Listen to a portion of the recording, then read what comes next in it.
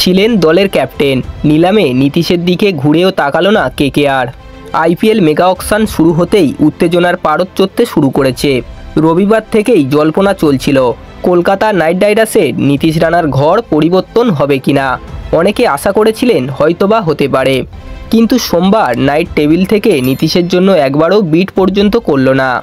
ইতিপূর্বে শ্রেয়াস আইয়ারের অনুপস্থিতিতে কলকাতা নাইট রাইডার্সকে নেতৃত্ব দিয়েছিলেন নীতিশ রানা, কিন্তু তাকে একবারের জন্য ভাবল না কলকাতা নাইট রাইডার্স ম্যানেজমেন্ট।